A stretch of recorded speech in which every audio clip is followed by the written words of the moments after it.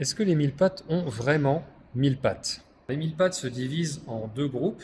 Le premier, c'est celui des diplopodes, qu'on appelle aussi les yules, comme celle que je tiens dans la main. Ce sont globalement des espèces herbivores qui vivent dans la litière du sol et qui se nourrissent de bois pourri, de feuilles mortes ou de vieux fruits trop mûrs. C'est eux qui ont le plus de pattes et paradoxalement, c'est aussi eux qui se déplacent le moins vite.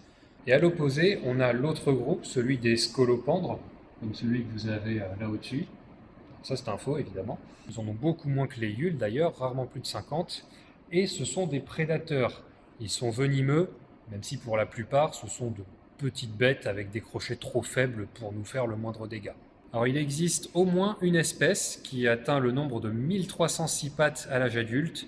C'est un mille-pattes souterrain découvert en Australie il y a quelques années. À noter que les yules, comme les scolopendres, lorsqu'ils naissent, ils n'ont pas toutes leurs pattes. Ils vont en gagner au fur et à mesure qu'ils grandissent et qu'ils muent.